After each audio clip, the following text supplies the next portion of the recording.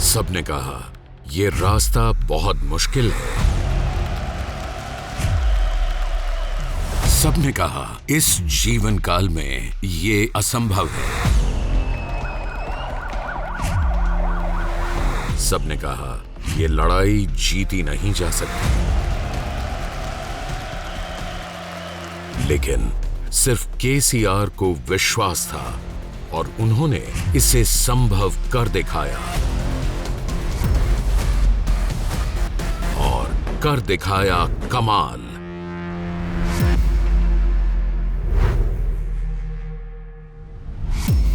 दशकों तक संयुक्त आंध्र प्रदेश राज्य के भीतर अधिकारहीन रहने के बावजूद तेलंगाना की जनता कभी पीछे नहीं हटी।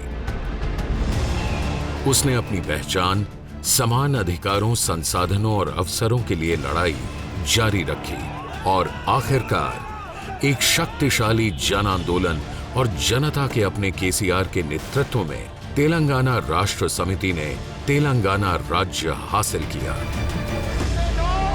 I think the ayes have it. The bill is passed. 2 जून 2014 के चंद्रशेखर राव ने नवगठित राज्य के पहले मुख्यमंत्री के रूप में शपथ ली। कल्वकुंट्ला चंद्रशेखर राव अने नेनु। इसके साथ ही उन्होंने तेलंगाना के लोगों के लिए एक नई पहचान, एक नई आशा और एक नया सवेरा लाने के अपने वादे को पूरा कर दिखाया। अब तेलंगाना को नए सिरे से बनाने की जरूरत है। तेलंगाना को पुनः विकास की जरूरत है। नई सरकार को विरासत में मिले थे तेलंगाना के गंभीर संकट, भयंकर सूखा, किसानों और हथकरघा बुनकरों की आत्महत्याएं, सिंचाई और पीने के पानी की कमी, लाखों लोगों का पलायन, बिजली की अंतहीन कटौती, अनिश्चितताएं, व्यय से भरा बजट और वित्तीय स्थिति में मंदी। नया राज्य और उसकी युवा सरकार इन अंतहीन समस्याओं से घिरती जा रही थी। हर प्रमुख क्षेत्र में सुधार और तुरंत कार्रवाई की जरूरत थी।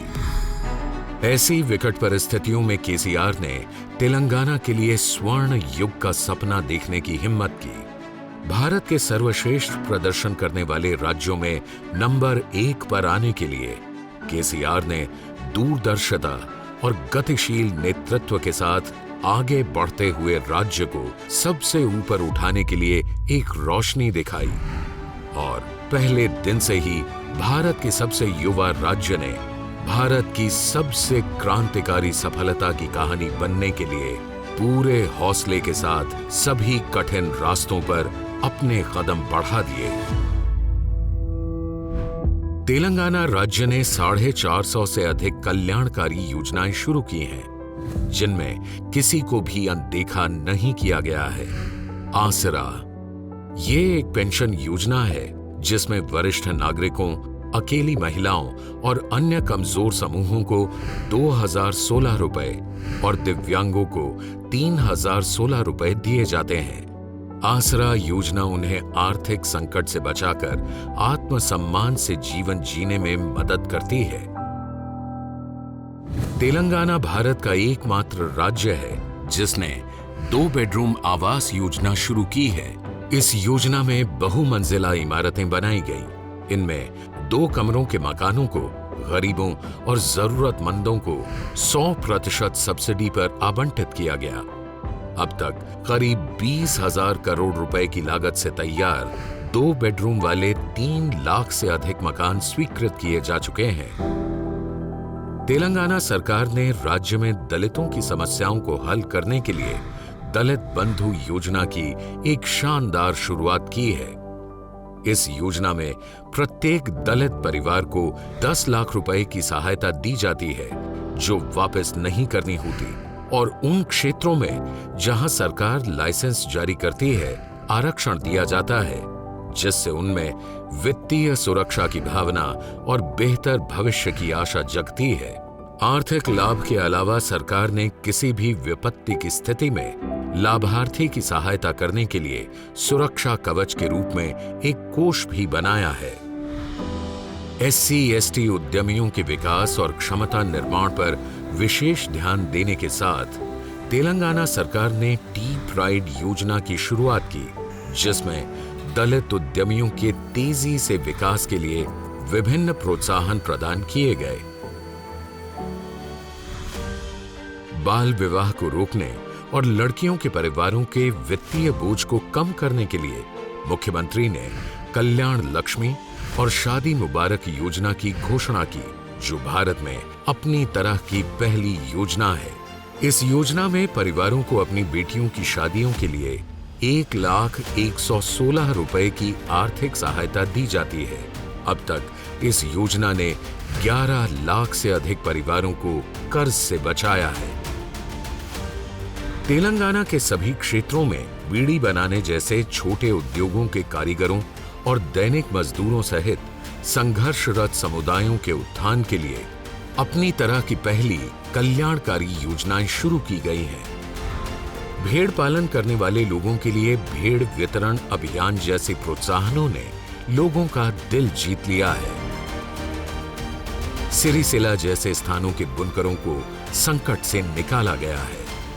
पूरे तेलंगाना में बड़े पैमाने पर उत्थान की कहानियां सामने आ रही हैं, एक ऐसे नेता के नेतृत्व में जिसने जैसा बोला वैसा करके भी दिखाया। पीने के पानी के क्षेत्र में एक क्रांति, मिशन भगीरथ। इस महत्वपूर्ण कार्यक्रम को युद्ध स्तर पर शुरू किया गया है ताकि तेलंगाना के हर घर को नल उपलब्ध कराया जा सके और हर व्यक्ति को मिले साफ, सुरक्षित और प्रचुर मात्रा में पीने का पानी। ये विभिन्न आकारों में पाइपलाइनों का एक ऐसा विशाल नेटवर्क है जो 2 लाख किलोमीटर से अधिक फैला हुआ है। एक चौंका देने वाली लंबाई जो 5 बार पूरी दुनिया को नाप सकती है। 46,000 करोड़ रुपए से अधिक की लागत वाला मिशन भगीरथ पूरे राज्य में प्रतिदिन 3,000 मिलियन लीटर सुरक्षित पेयजल की आपूर्ति करता है। देश में पहली बार तेलंगाना एकमात्र ऐसा राज्य है जिसने अपने नागरिकों के हर घर में पीने का पानी मुफ्त उपलब्ध कराया है। मिशन भगीरथ ने राज्य में फ्लोराइड मुक्त सुरक्षित पेयजल उपलब्ध करा के भारत में इतिहास रचा है। तेलंगाना अब केंद्र सरकार के जल जीवन मिशन के साथ ही साथ देश की 11 राज्यों के सरकारों के लिए एक रोल मॉडल है। मैं अभिनंदन करना चाहता हूं तेलंगाना की सरकार का कि एक भी घर ऐसा नहीं है जहां पीने का पानी लेने के लिए किसी गरीब को, मां को और बेटी को बाहर जाना पड़े। जब तेलंगाना की पहली सरकार ने कार्यभार संभाला तो राज्य बिजली की गंभीर कटौती से जूझ रहा था। नवगठित राज्य में बिजली आपूर्ति क्षमता कम, अनियमित और अनुपातहीन थी। मुख्यमंत्री ने तत्काल कार्रवाई की। विभिन्न क्षमताओं के सैकड़ों सबस्टेशन युद्ध स्तर पर बनाए गए और राज्य डिस्कॉम को अधिकार दिया गया। इन कदमों ने राज्य को विद्युतीकृत किया। राज्य गठन के 200 दिनों के भीतर केसीआर ने 24 घंटे बिजली पूर्ति का वादा पूरा किया। तेलंगाना में आज कहीं भी बिजली कटौती नहीं होती है और तेलंगाना एकमात्र भारतीय राज्य है जो सभी क्षेत्रों को 24 घंटे हर दिन उच्च गुणवत्ता वाली बिजली की आपूर्ति करता है। 2014 में स्थापित बिजली क्षमता 7,600 मेगावाट से बढ़कर मात्र 7 साल में यानी 2021 में 17,305 मेगावाट हो गई है और 2023 तक तेलंगाना अपनी कुल बिजली क्षमता को 25,000 मेगावाट के प्रभावशाली लक्ष्य तक पहुंचा देगा। केसीआर के दूरदर्शी नेतृत्व में अल्ट्रा मेगा पावर प्रोजेक्ट्स के पूरा होने के साथ इसे हासिल किया जाएगा।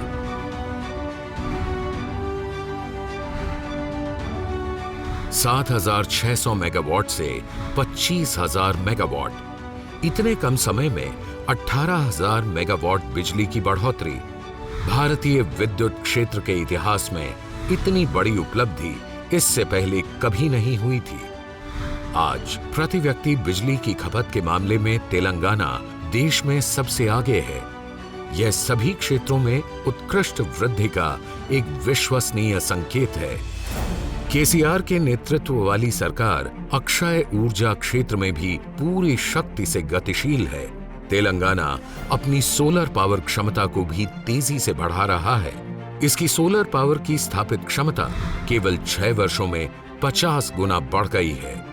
2014 में मात्र 70 मेगावाट से ये 2021 में 4,478 मेगावाट तक पहुंच चुकी है।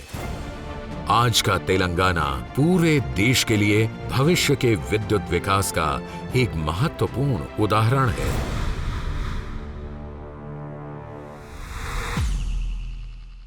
राज्य के गठन से पहले इसकी सिंचाई क्षेत्र की स्थिति दयनीय थी।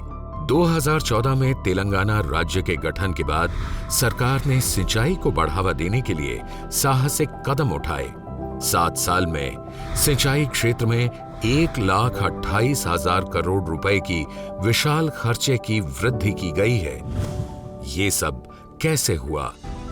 मुख्यमंत्री ने आगे बढ़कर पहले से चल रही परियोजनाओं को तेजी से पूरा करने के साथ साथ उन्हें आधुनिक बनाने की रणनीति के लिए बातचीत के सत्र आयोजित किए। इस तरह सभी परियोजनाओं में जैसे नई जान आ गई। सरकार ने सिंचाई क्षेत्र को ज्यादा से ज्यादा बढ़ाने के लिए बहुआयामी दृष्टिकोण अपनाया। राज्य की आवश्यक जरूरतों को ध्यान में रखते हुए सिंचाई परियोजनाओं की पुनर्रचना और पुनर्अभियांत्रिकरण के लिए कई साहसिक योजनाएं बनाई।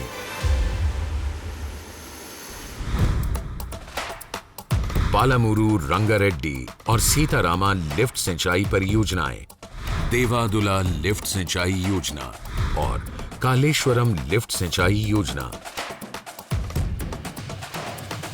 कालेश्वरम मल्टी स्टेज लिफ्ट सिंचाई योजना दुनिया की सबसे बड़ी लिफ्ट सिंचाई परियोजना है। गोदावरी के पानी को 90 मीटर से 618 मीटर की ऊंचाई तक उठाने के लिए एक नए रूप से निर्मित की गई विशाल परियोजना, जिसने तेलंगाना की प्यासी भूमि तक पानी पहुंचाने का दुष्कर काम पूरा किया। एक समय असंभव लगने वाली कालेश्वरम मल्टी स्टेज लिफ्ट सिंचाई योजना तेलंगाना सरकार द्वारा हासिल की गई एक ऐसी बेमिसाल उपलब्धि है, जिसके तहत गोदावरी नदी पर 3 बैराजों के साथ 20 mega volume water lift, 22 pump house, 20 तालाबों, सुरंगों, पाइपलाइनों और नहरों का लगभग 2000 किलोमीटर लंबा नेटवर्क, सब कुछ सिर्फ 36 महीने के रिकॉर्ड समय में पूरा किया गया। ये परियोजना 45 लाख एकड़ जमीन के लिए पानी की आवश्यकता को पूरा करेगी और ये 2 फसलों के लिए पानी देगी। इसका मतलब है कि 90 लाख एकड़ जमीन सोना उगलेगी। इसके साथ ही सरकार ने मिशन काकतीय भी शुरू किया। 11वीं सदी के काकतीय राजवंश के छोटे सिंचाई टैंकों और जल निकायों के तरीकों को 21वीं सदी में दोबारा अपनाया। बेकार पड़े 46,531 मौजूदा टैंकों को साफ किया गया और 22,000 करोड़ रुपए का निवेश किया गया। मिशन काकतीय को तेलंगाना के भूमिगत जल स्तर को बढ़ाने के लिए नवनिर्मित किया गया, ताकि राज्य की हर कृषि योग्य भूमि तक पानी पहुंचे, पशुओं की देखभाल हो और ग्रामीण अर्थव्यवस्था को बढ़ावा मिले।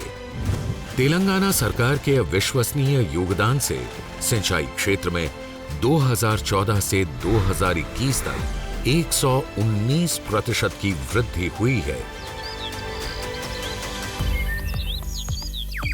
तेलंगाना में पानी की वृद्धि से मत्स्य पालन उद्योग को बढ़ावा मिला, जिससे आज तेलंगाना भारत में अंतर्देशीय मत्स्य पालन में प्रथम स्थान पर है। तेलंगाना के कृषि क्षेत्र में भी बदलाव आया उन नए सुधारों के कारण, जिनका लक्ष्य है न केवल किसानों की परेशानी को कम करना, बल्कि उन्हें अधिक सशक्त बनाना, जिससे किसान अपना भाग्य खुद बदल सकें। ये सब संभव हो पाया क्योंकि इस सरकार में वादों को पूरा करने की राजनीतिक इच्छा शक्ति है, जिसमें विचार मंथन और योजनाओं में सभी लोगों को भागीदार के रूप में शामिल करना और कृषि सुधारों की विस्तृत योजनाओं को लागू करना था। जो देश में पहले कभी नहीं हुआ। आज तेलंगाना में किसान मंच योजना में 5000 एकड़ क्षेत्र के प्रत्येक खेत को एक समूह के अंदर संरक्षित किया गया है, जो एक कृषि विस्तार अधिकारी के अंतर्गत रखा गया है। कुल 2601 समूहों के साथ ये भारत के लिए एक नया सिद्धांत है।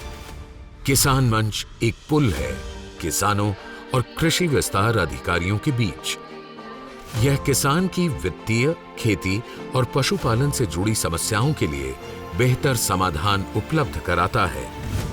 किसान बीमा योजना किसी भी दुखद और अप्रत्याशित घटना के लिए 100% प्रीमियम देने वाली बीमा योजना है। किसान बंधु योजना, जिसमें रबी और खरीफ की फसल के लिए हर साल 100% निवेश इनपुट सब्सिडी के तहत प्रति एकड़ 10,000 रुपए की गैर वापसी आर्थिक मदद दी जाती है। तेलंगाना की किसान बंधु योजना भारत सरकार की पीएम किसान योजना के लिए एक रोल मॉडल है। पिछले 7 वर्षों में सरकार ने उन सुधारों को लागू करने के लिए 50,448 करोड़ रुपए खर्च किए हैं। उन्हीं की बदौलत तेलंगाना का किसान अब आधुनिक युग में प्रवेश कर रहा है। आज किसान नवीन और वैज्ञानिक कृषि विधियों जैसे सूक्ष्म सिंचाई, ड्रिप सिंचाई, फसल परिवर्तन, ग्रीन हाउस और पॉली हाउस आदि को अपने प्रयोग में शामिल कर रहे हैं। वे नई किस्मों की फसल उगा रहे हैं और अपने खेतों का मशीनीकरण कर रहे हैं, और इन सब के प्रभाव से हो रहा है बदलाव। कृषि के लिए 24 घंटे मुफ्त उच्च गुणवत्ता वाली बिजली भारत में पहली बार, ये एक बहुत बड़ी उपलब्धि है। बिना किसी टैक्स के कृषि के लिए पानी। कपास उत्पादन में तेलंगाना प्रथम स्थान पर है। 35 लाख से अधिक किसानों पर 22,000 करोड़ रुपए से अधिक के कर्ज माफ किए गए। 2018 में कई दशकों में पहली बार तेलंगाना में किसी भी किसान ने आत्महत्या नहीं की। कृषि क्षेत्र के उत्पादन में 8 गुना वृद्धि देखी गई। 15वें वित्त आयोग ने भू अभिलेखों के डिजिटलीकरण में तेलंगाना राज्य को दूसरे स्थान से सम्मानित किया। भारत में पहली बार तेलंगाना ने बीजों का ऑनलाइन प्रमाणन शुरू किया। आज तेलंगाना के किसान धान उत्पादन में नंबर 1 बनने के लिए पंजाब को प्रतियोगिता दे रहे हैं।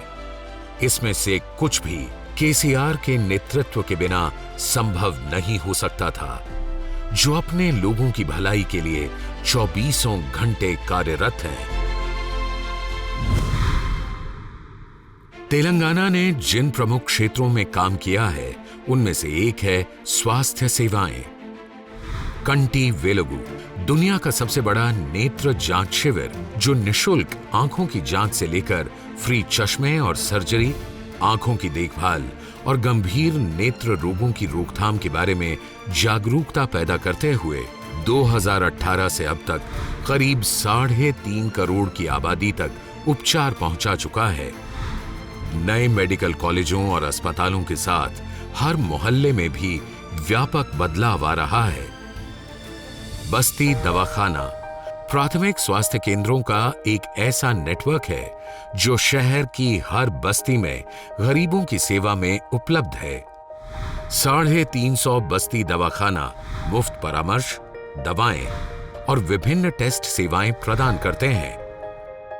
आम जनता तक कुशलता और जल्दी स्वास्थ्य सेवाएं पहुंचाने का श्रेय इसी तरह की स्वास्थ्य सेवाओं को जाता है, और सबसे ज्यादा फायदा तेलंगाना की महिलाओं को हुआ है। मां की गोद कार्यक्रम, जिसमें 300 एम्बुलेंस गर्भवती महिलाओं के लिए मुफ्त सेवाएं प्रदान करती हैं। एम्बुलेंस उन्हें घर से लेकर आती है, अस्पताल में मुफ्त परीक्षण और जांच प्रदान करवाती है और उन्हें घर वापस छोड़ देती है। स्वास्थ्य लक्ष्मी योजना गर्भवती और स्तनपान कराने वाली महिलाओं के साथ साथ शिशुओं की भी देखभाल करती है, उन्हें कुपोषण से बचाती है और उनके संपूर्ण पोषण संबंधी जरूरतों को पूरा करती है।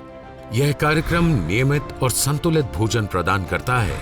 ये 19 लाख से अधिक स्तनपान कराने वाली माताओं, 5 लाख से अधिक शिशुओं और 25 लाख से अधिक गर्भवती महिलाओं तक पहुंच चुका है। और ये सब यहीं खत्म नहीं होता। गर्भवती माताओं को एक बालक के जन्म के लिए 12,000 रुपए और एक बालिका के लिए 13,000 रुपए की आर्थिक सहायता दी जाती है। केसीआर किट के सहयोग से जन्म के बाद भी परिवार का ख्याल रखा जाता है। सभी गर्भवती माताओं के स्वास्थ्य और पोषण संबंधी आवश्यक 16 वस्तुओं का विशेष उपहार। यह किट नए माता पिता के लिए बहुत लाभकारी है, खासकर उनके लिए जिनके पास खुद सामान खरीदने के साधन नहीं है। इन योजनाओं के कारण आज तेलंगाना में कुल संस्थागत प्रसव 98% और 100% टीकाकरण शिशुओं, बच्चों और गर्भवती महिलाओं का हो रहा है। और राज्य में मातृ मृत्यु दर और शिशु मृत्यु दर के परिणाम भी बेहतर होते जा रहे हैं।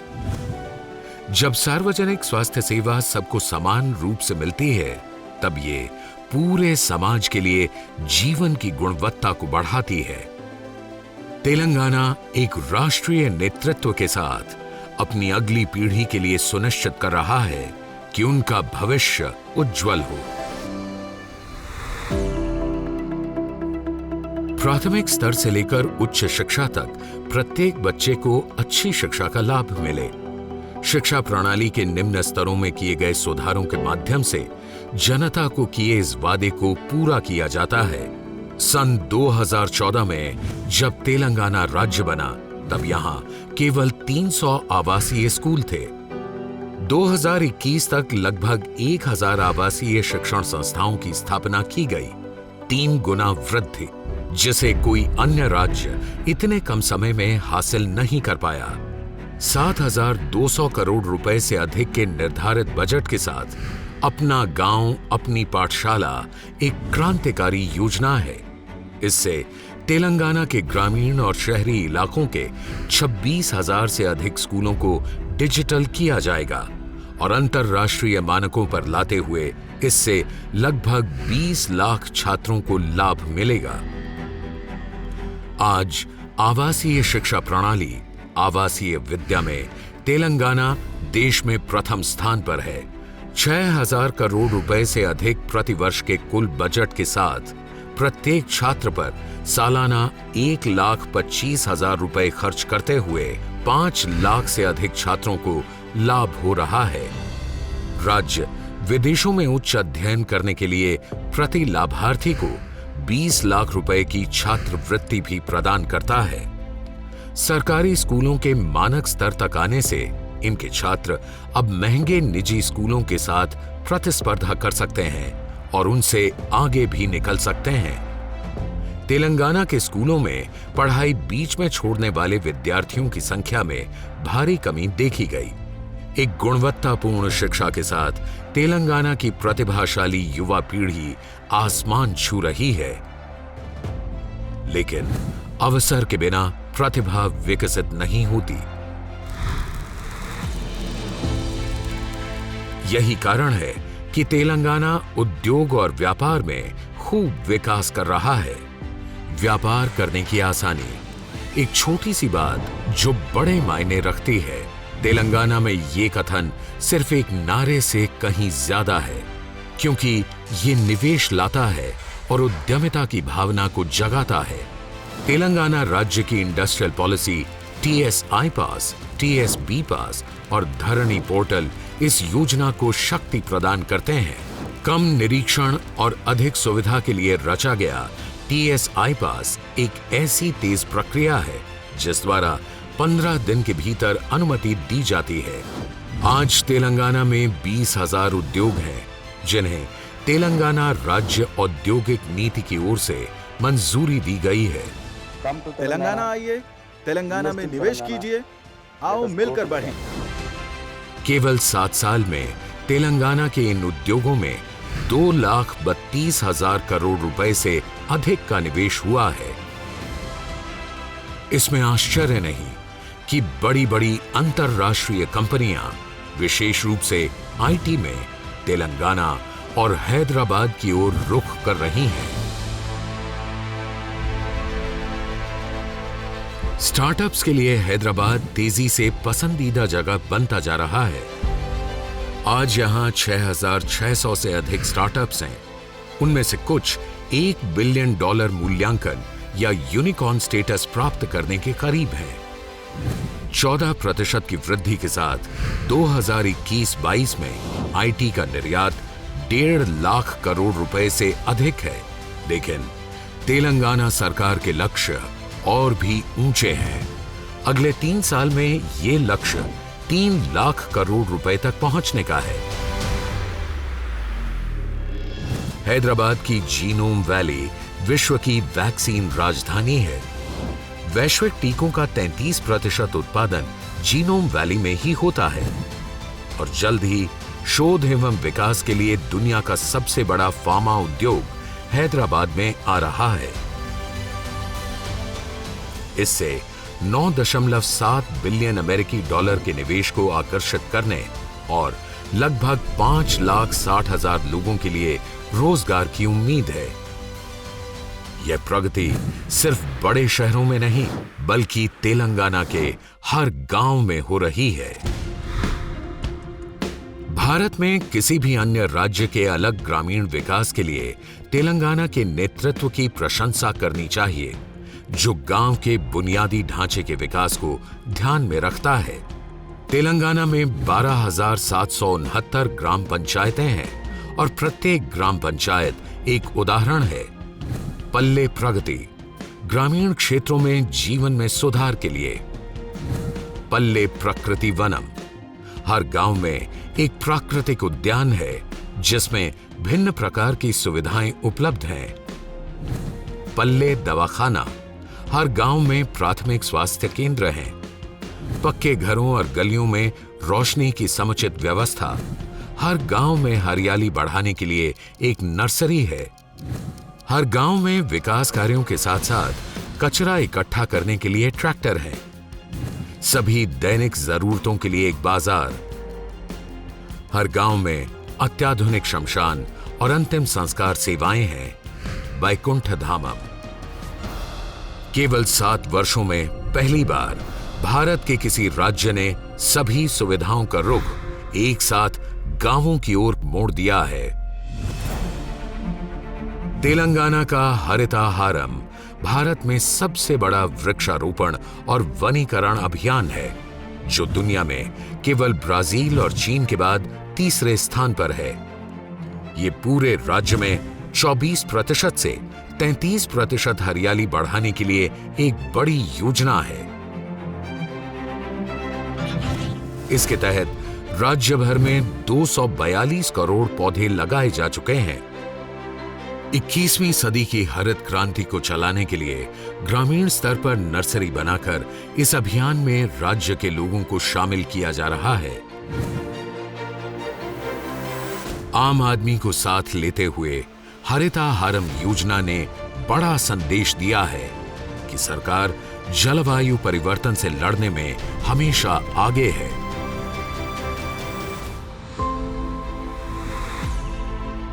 हैदराबाद जैसे शहर में केवल अवसर ही नहीं मिलते, बल्कि अच्छा जीवन जीने की आजादी भी मिलती है। तेलंगाना ने सड़कों और पुलों के लिए 7,000 करोड़ रुपए की राशि से शहरों के विकास को गति दी है। इसके म्युनिसिपल कॉर्पोरेशन बजट का 10% हरित बजट के रूप में रखा गया है। आज तेलंगाना गर्व के साथ दावा कर सकता है कि उसके पास कानून और व्यवस्था का सबसे अत्याधुनिक ढांचा है। शी टीमें विशेष रूप से महिलाओं की सुरक्षा के लिए सतर्क, आधुनिक और उच्च तकनीक वाला पुलिस सिस्टम, हाईटेक उपकरणों से लैस पुलिस की गाड़ियां। देश में पहली बार प्रदेश के प्रत्येक पुलिस थाने को मासिक पुलिस थाना रख रखाव फंड और जोखिम भत्ते के रूप में यातायात पुलिस को 30% अतिरिक्त वेतन। Hi-tech world class police command control centre. राज्य सरकार ने तेलंगाना के भव्य सांस्कृतिक और आध्यात्मिक संस्कृतियों और सभी धर्मों के त्योहारों को मनाने के साथ सामाजिक ताने बाने को मजबूत किया है। राज्य के प्रमुख त्योहारों में से एक बथुकम्मा फूलों का त्योहार है, जिसे तेलंगाना की महिलाओं द्वारा दुनिया भर में बड़े पैमाने पर मनाया जाता है।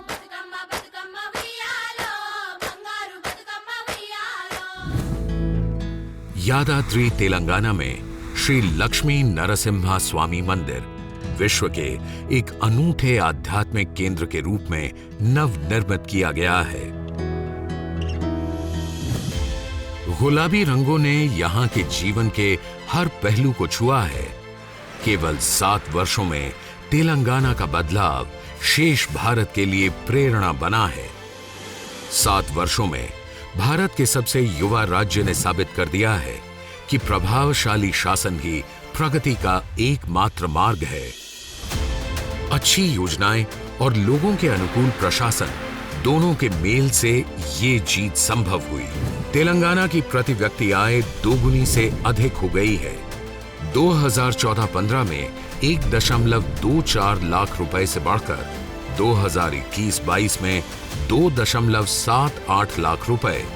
तेलंगाना का सकल घरेलू उत्पाद 128% बढ़ चुका है। 2014-15 में 5.06 लाख करोड़ रुपए से बढ़कर 2021-22 में 11.55 लाख करोड़ रुपए। आज राजनीतिक गलियारे के दोनों ओर तेलंगाना के इस कदम की तारीफ हो रही है। भारत सरकार के नीति आयोग और भारतीय रिजर्व बैंक ने तेलंगाना को एक उच्च आर्थिक प्रदर्शक के रूप में घोषित किया है। तेलंगाना संयुक्त राष्ट्र के सतत विकास लक्ष्यों को हासिल करने वाला भारत का शीर्ष राज्य है। तेलंगाना के 7 गांवों को भारत की सांसद आदर्श ग्रामीण योजना के अंतर्गत सम्मानित किया गया और 19 गांवों के लिए ग्रामीण विकास मंत्रालय भारत सरकार द्वारा राष्ट्रीय पुरस्कार प्रदान किया गया है। सिर्फ 7 साल में तेलंगाना ने खुद को देश और दुनिया के सामने विकास के एक मॉडल के रूप में साबित किया है। भारत के सबसे वंचित राज्यों में से एक रहे तेलंगाना की तरक्की और राष्ट्रीय मंच पर शीर्ष प्रदर्शन आश्चर्यचकित करने वाले हैं।